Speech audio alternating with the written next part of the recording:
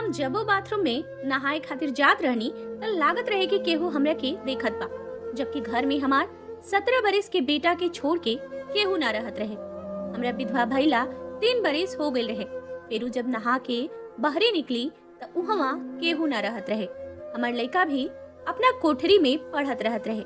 एक दिन हम बाथरूम के दरवाजा के ठीक वैसे ही बंद कर देहनी और अपना कोठारी में चल गनी। अभी तनक ये देरी भइल रहे कि हमरा केहू के चले के आवाज आई। हम देखनी कि हमार लड़का एक हाथ में मोबाइल पकड़ ले और दूसरा हाथ में। हमार नाम रिया हा। जब हमार बियाह भइल रहे तो हमार उम्र खाली 17 बरिस रहे और ये हमार बियाह एगो संजोग रहे, काहे कि हमार बड़की बहन के बियाह रहे। अब बड़की बहन के बियाह खातिर हम बहुते खुश रहनी, हंसत खेलत नाचत घूमत रहनी। हमार बड़की बहन बहुते दुखी रहली। बियाह के समय उके न जाने केकरा संगे भाग गईली।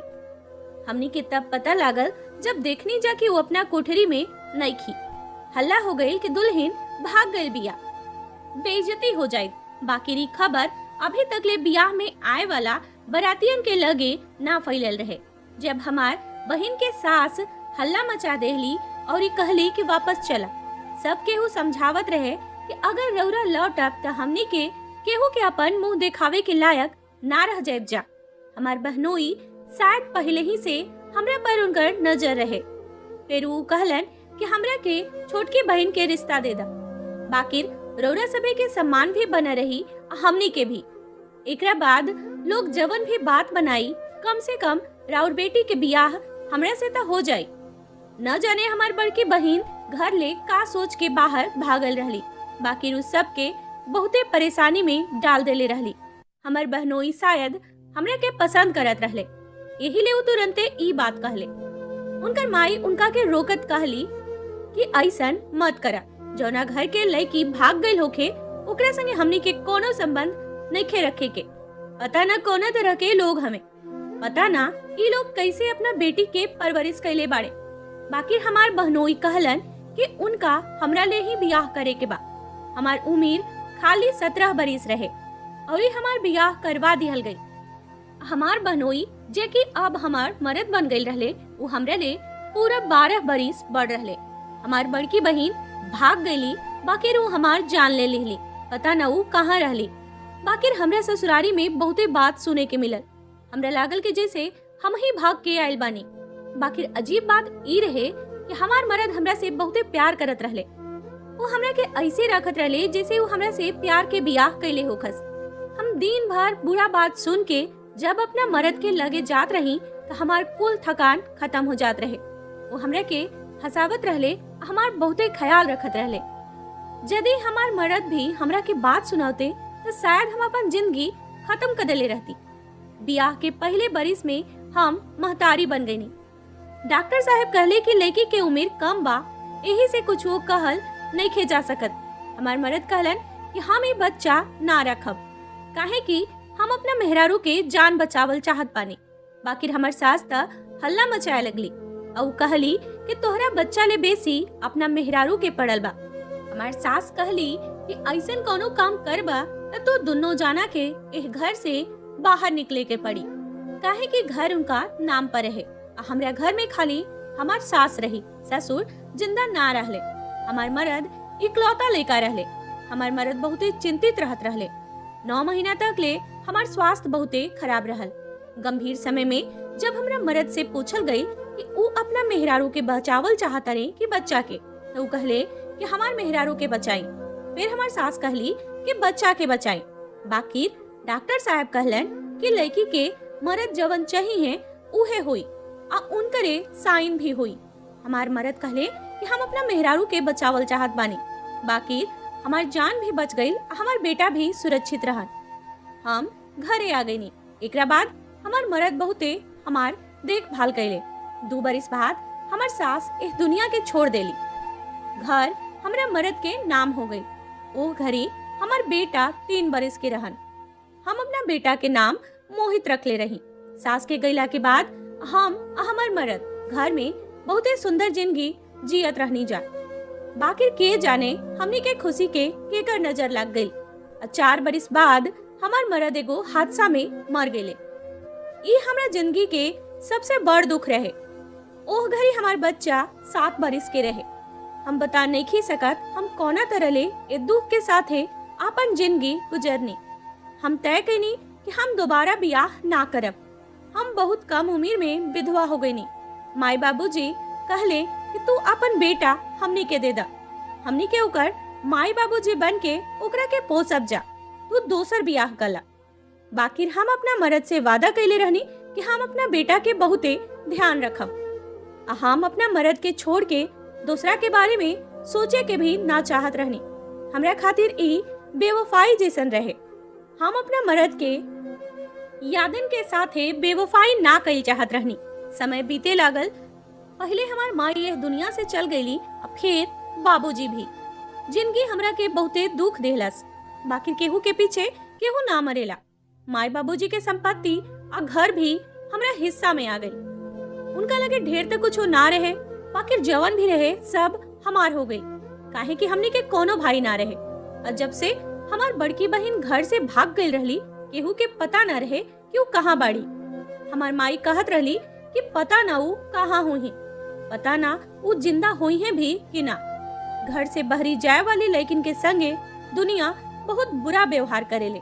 यदि वो कोनो बेटी के महतारी बन जास तो उनका बेटी के जिंदगी बर्बाद हो जाला। सब कहेला कि तोहार माई घर से भाग के आयल रही।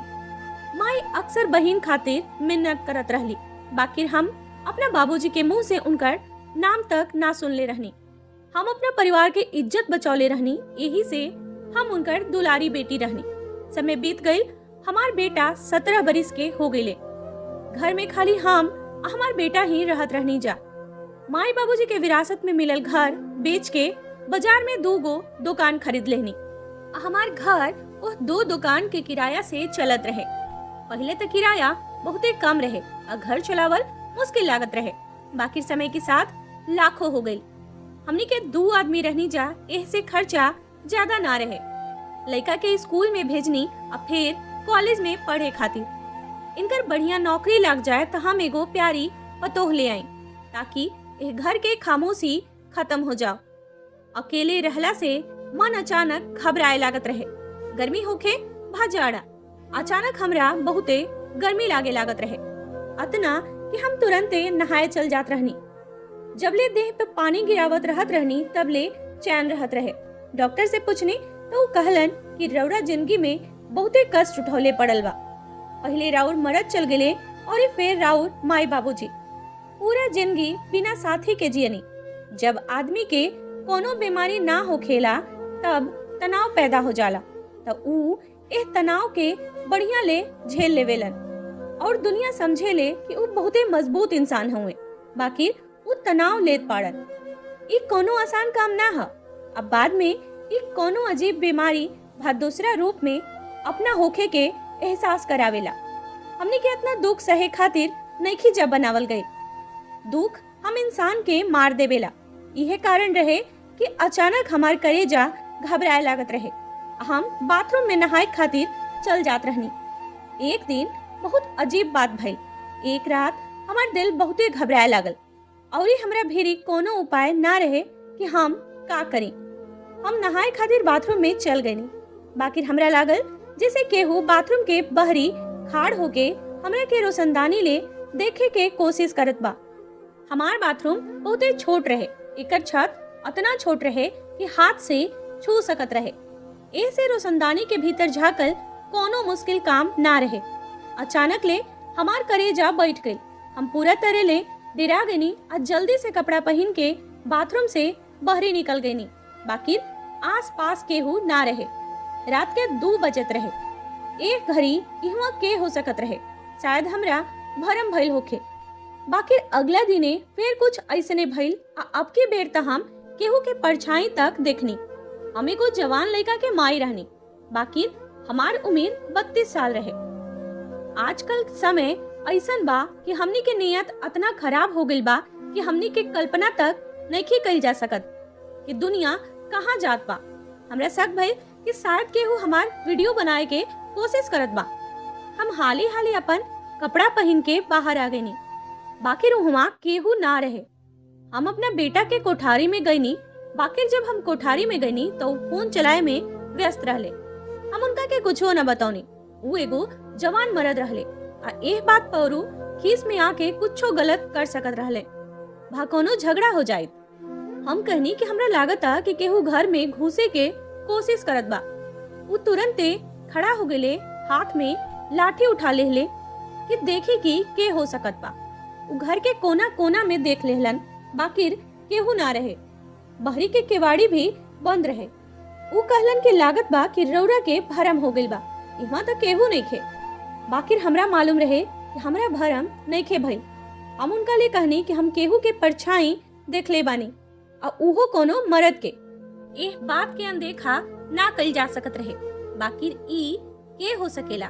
ई हरकत हमरा घर में दोबारा ले भइल रहे। अगला दिने हमार तबीयत फिर ले खराब होखे लागल। हम सोचनी कि होत बा तबीयत खराब तो होखत रहे। बाकिर हम बाथरूम में ना जाए। बाथरूम घर के आंगन में रहे। बेटा के कोठारी में भी बाथरूम रहे। बाकी वो कोठारी हमरा बेटा के रहे। बार बार हम ओइजा ना जा सकत रही। सूतल होखिए हम उनका नींद खराब ना कर सकत रहनी। हमार तबीयत बहुते खराब होखे लागल। पहले हम ध्यान ले चारों ओर देखनी कि केहू बा कि ना। केहू ना रहे। बहरी की केवाड़ी भी बंद रहे। हम बाथरूम में गईनी और नहाए लगनी। बाकी आज तक हदे हो गए। आज हम खाली परछाई ही ना देखनी, बलूक ओकर गोड़ के चाल भी सुननी। हम बहुते डरा गईनी। हम तुरंते बाथरूम के बत्ती बंद कर देनी ताकि बहरी जे केहू भी खाड़ होके हमरा के ना देख सके। हम चिल्ला चिल्ला के अपना बेटा के आवाज लगावे शुरू कर देनी। हमार बेटा जब बहरी एले तो हम कहनी कि तू जरूर नींद में जागल होखबा। बाकी हमरा लागता कि घर में केहू बा। वो नींद ले जागल ना लौकत रहले।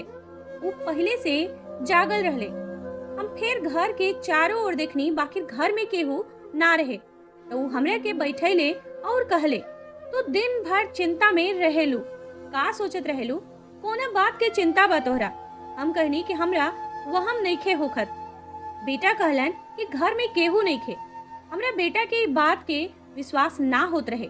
वो समझत रहले कि हम तनाव में बानी, यही से हमरा एह तरह के भरम होखत बा। अगला दिने हम सोच लेहनी कि हमरा का करे के बा। बाथरूम के सामने कुछ माटी फेंक देहनी और ओह माटी के ऊपर पानी फेंक देहनी। एह ले कि केहू उहमा खाड़ होखी तो ओकर गोड़ के निशान भी बन जाई। हम रात में उठनी और सामान्य रूप से बाथरूम में चल गईनी। तनिकिए देरी में केहू के चले के आवाज आयल। हम नहात ना रहनी, बलुक चुपचाप खड़ा रहनी। हम अचानक केवाड़ी के कुंडी खोल देहनी। जे भी उहाँ खाड़ बा उहाँ से भाग जाए। काहे कि अभी हम बस इहे जानल चाहत रहनी कि ई हमार भरम हा कि साच में केहू बाहर खाड़ बा। हम बाहर आ गईनी, उहाँ केहू ना रहे। अन्हार में कुछ हो ना लौकत रहे। हम बत्ती जरा देहनी और ओह जगह के देखनी जहाँ हम माटी फेंकले रहनी। ई देख के हमार होश उड़ गई, काहे कि ओहिजा गोड़ के निशान बनल रहे। एकर मतलब ई कि हमरा कोनो वहम ना होखत रहे, बलुक हमरा घर में केहू रहे। हमार दिल घबरात जात रहे कि ई के हो सकेला, ई के करत रहे। हमरा केहू से कोनो दुश्मनी ना रहे। भोर भइल त हम ओह जगह के ध्यान से देखनी। हम गोड़ के निशान देखनी। गोड़ के साइज हमरा बेटा के जैसन रहे, मतलब कि केहू हमरा बेटा के उम्र के ही रहे। हम चिंतित तब बहुते रहनी, बाकी का कर सकत रहनी। हमरे समझ में ना आवत रहे कि हमरा का करे के चाही।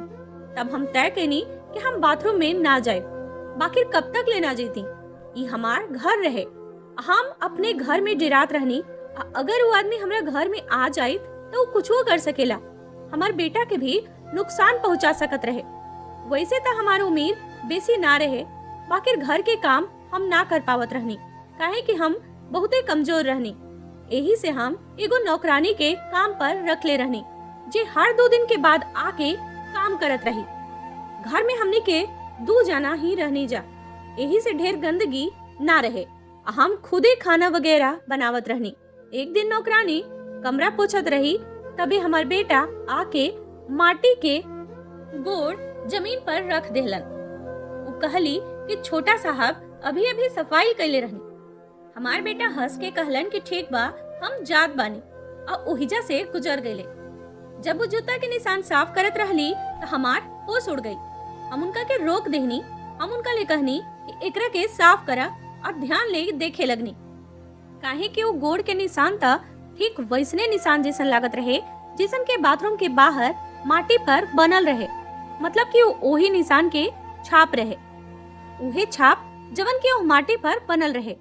काई संजोग रहे कि हमरा घरे आए वाला चोर आ हमार बेटा ठीक एक के जैसन जूता पहनले रहे। भाऊ हमार बेटा रहले। हमार माथा अचानक घूमे लागल। नौकरानी हमार हाथ पकड़ के बैठा देली और हमरा बेटा के आवाज देहली कि जल्दी आवा, तोहरा माई के कुछ हो रहल बा। हमार बेटा भागल भागल आ गए। हमरा के पास के एगो क्लिनिक में ले गए। डॉक्टर साहब कहले कि रौरा बहुते कमजोर बानी, रौरा कोनो तरह के परेशानी से दूर रही, मन पर दबाव मत डाली। उइजा से लौटत घड़ी कुछ अजीब हो गई। जब हम रिक्शा में बैठे लगनी त एगो मेहरारू देखनी, करिया चादर लपेटले रही आ एगो खंभा के पीछे हमरा ओरी देखत रही। हमरा बुझाइल कि हम ओकरा के जानत बानी, जैसे कि वो हमार कुछ लागत बाड़ी। बाकी हमार तह दुनिया में केहू ना रहे। फिर ऐसन कैसे हो सकत रहे? हमार बेटा हमरा के देख के कहलन, घरे चली जा, रउर तबीयत खराब बा, रउरा आराम के जरूरत बा। हमार बेटा हमारा इतना चिंता करत रहले, इतना बुरा काम वो कैसे कर सकत रहले? ऐसन काम कैला से उनका का फायदा होके के रहे? इहे तो हमार एकमात्र रिश्ता रहे। वो हमार बेटा रहले, हमार इज्जत रहले, हमार सब कुछ रहले। बाकी जब हम अपना आँख से सब कुछ देखले रहनी तो फिर गलती के कोनो गुंजाइश ना रहे।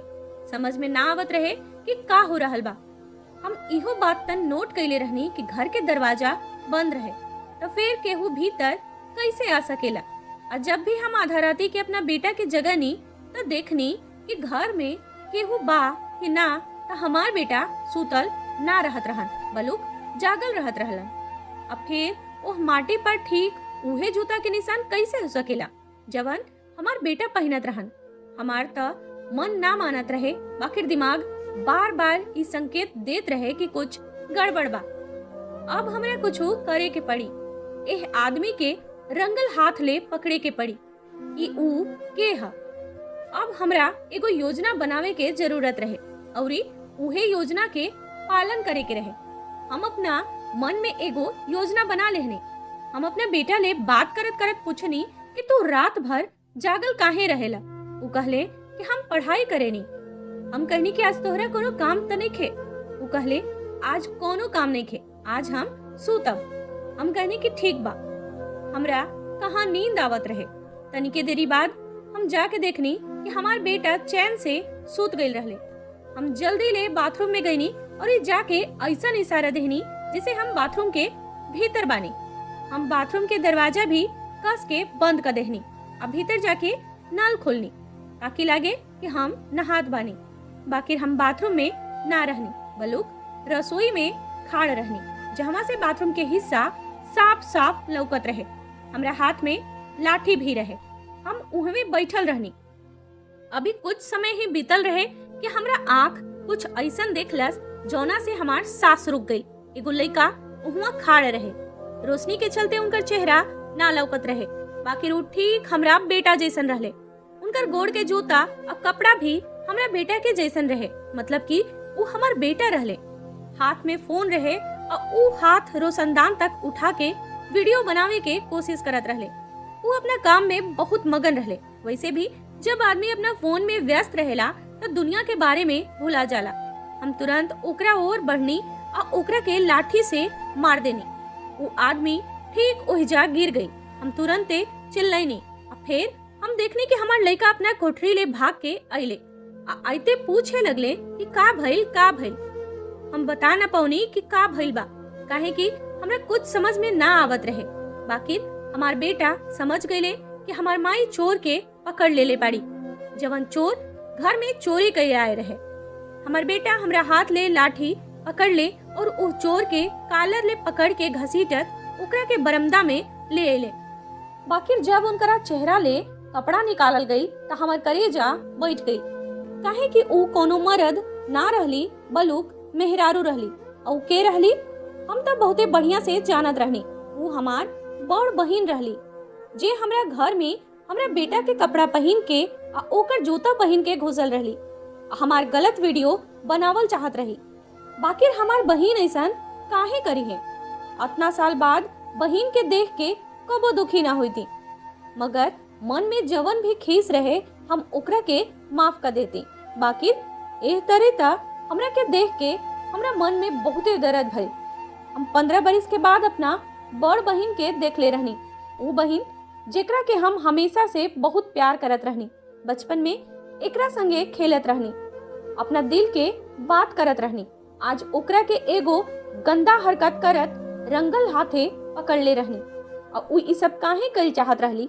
हमार बेटा इनका के ना जानत रहलन। एकरा ले पहले कि हमार बेटा उनका के हाथ उठावते हम अपना बेटा के रोक के कहनी ई तहार मौसी है। उ अचरज में पड़ गईले। ओह दिन जवन मेहरारू के हम करिया चादर में देखनी उ शायद हमार बहिन रहली, जे ओह दिन भी हमरा पर नजर रखले रहली। उनकर हालत बहुते खराब रहे। वो बहुत कमजोर लौकत रहली। हालांकि वो हमरा से खाली 4 साल बड़ रहली। हम पूछनी कि तू इहवा का कह रहल बाड़ू और आपन का हाल बना ले बाड़ू। हम ऐसे पूछनी जैसे हम उनका के जवन कुछ कैले बाड़ी ओकरा खातिर माफ कर चुकल बानी। बाकिर वो ऐसे बोली जैसे हमरा के खा जाई है। वो कहे लगली कि बस बस बड़ी ऐलू हमार हालत के चिंता करे वाला। माई बाबूजी के नजर में अच्छा होखे के खातिर हमरा जगह बैठ गईलू। हमार होखे वाला मर्द ले बियाह कर लेहलू, उनका घर भी ले लेहलू। अब माई बाबूजी के कुल संपत्ति भी अपना नामे करवा लेहलू। हमार होखे वाला मर्द पहले से तोहरा पर मर मिटल रहे। ये बात हमरा ता पहले ही ले मालूम रहे। यही से तोहरा खातिर दीवाना हो गई रहे। हमरा तो सब कुछ मालूम बा। तू अकेले ही सब कुछ खाए के चाहत बाड़ू। तू हमरा के दूध से मक्खी नियन निकाल के बाहर फेंक देले बाड़ू। अगर हम तोहरा से ई सब मांगले रहती तो तू हमरा के ई सब कब्बो ना देले रहतू। बाबूजी तो पहले ही हमरा के अपना हिस्सा से निकाल चुकल रहले। यही ले हम सोचनी कि तोहरा के ब्लैकमेल करी। बाकी वो करीती तो करीती कैसे, तोहरा लगे वैसे भी कुछ हो ना रहे। बाकी सम्मान तो रहे। 17 साल के बेटा के महतारी बनल बाड़ू तो का भई। तू तो अबहियो एगो जवान मेहरारू बाड़ू। हम तो हर वीडियो बना के और फिर तरह के ब्लैकमेल कर के तोहरा के अपमानित कर चाहत रही। हम बैठे वाला ना है, हमरा अपन हिस्सा चाहिए। बहिन पागल नियन बतियावत रहली। वो बिल्कुल ठीक ना लागत रहली। कबो हंसत रहली तो कबो रोवे लागत रहली। हम उनका के समझावे के कोशिश कैनी कौना तरह के बात करत बाड़ू, तोहरा का भइल बा। बाकी वो कोनो बात उनका समझ में ना आवत रहे। वो चीखे चिल्लाए लगली, अपना के चोट पहुंचावे के कोशिश करे लगली। वो सामान्य ना रहली, वो बेहोश हो गई। हमने के उनका के कोठारी में रखनी जा। उनकर हालत बहुते खराब रहे। लागत रहे कि ऊ 2 महीना से नहैले नहीं खी। शायद यही से ऊ हमरा बेटा के जूता और कपड़ा पहन ले रहली, काहे कि उनका लगे शायद जूता ना होई। सवेरे उठला पर भी ऊ हमने के काबू में ना आवत रहली, ना तो खाना खात रहली और ना कुछ औरी। यहाँ तक कि हमरा पर हाथ उठावे लगली। हमने के उनका के डॉक्टर के लगे लेगे नहीं जा। वहाँ गईला के बाद बहुत कुछ पता चलल। उनका लगे जवन फोन रहे वो चोरी के रहे। हमार बहिन मानसिक रोगी बन गई रहली। वो अपना बारे में कुछ अजीब बात बतावत रहली। हमने के कुछ ना समझ में आवत रहे। उनकर फोन में एगो मेहरारू के नंबर रहे जेकरा के हम फोन कैनी। वो हमनी से मिले आवत बाड़ी, काहे कि उहो हमरा बहिन के खोजत रहली। वो हमार बहिन के मर्द के बहिन रहली। ऊ लड़की हमनी से मिले खातिर हमनी के घरे आ गईली। हमनी के भी बहिन के वापस घरे ले नी जा। वो बतौली ई लड़की हमनी के घर में भाग के आ गई रहली। यही से सब लोग उनका के बहुते बात सुनैलस। सास बहुते तंग कैली। भगवान उनका के एगो बेटी देले रहले। बाकी उनकर बेटी महज 2 हफ्ता के बाद ही एह दुनिया के छोड़ देहलस। एकरा बाद इनकर हालत ऐसन हो गई। इनकर मर्द दूसर बियाह कर लेहले। घर में पड़ल रहत रहली। इनका के केहू बुलावत ना रहे। हम ही इनकर ख्याल रखेनी, काहे कि इनका बहुते खीस बरेला। साल ऐसे ही बीतत गई। वो आपन जिंदगी ऐसे ही बितौले बाड़ी। वो पागल हो गई बाड़ी। हमनी के घर से भाग गई। कबो कबो वो हमरा घरे आवत रहली। वो कबो कबो ऐसन गायब हो जास कि केहू के पता ना चले कि वो कहाँ गई बाड़ी। इनकर हालत बहुते खराब बा। ये हमरा के तोहरा बारे में बतावली। वो बहुते शर्मिंदा रहली। इनका तो इहो नइखे मालूम कि कब इनकर माँ बाप इस दुनिया से गईले। हमरा अपना बहिन पर बहुते तरस आ गए। वो जवन भी कैले रहली उनका बेसी सजा मिलत रहे। हम अपना बहिन के इलाज करावे लगनी। उनका ऐसन बीमारी रहे जौना में उनका लागत रहे कि सभे उनकर दुश्मन हा, और वो हमरा के अपन सबसे बड़ दुश्मन मानत रहली। बाकी डॉक्टर साहब कहलन कि वो ठीक हो सकेली, इनकर इलाज करवाई। हम उनका पर मेहनत कैनी, उनका के प्यार देनी। अब धीरे धीरे वो सामान्य इंसान बन गईली। वो हमरा से माफी मंगली, अपन सब दुख बतौली। अब हम हमार बहिन एक के साथे रहनी जा। हमरा हमार बहिन वापस मिल गई रही। एह से हमरा एह बात के खुशी बा, काहे कि वो हमरा परिवार के हिस्सा रही। वो घर से भाग के बड़हन गलती कैले रहली, यही से उनका के अतना सजा मिलल। धन्यवाद दोस्तन लोग के।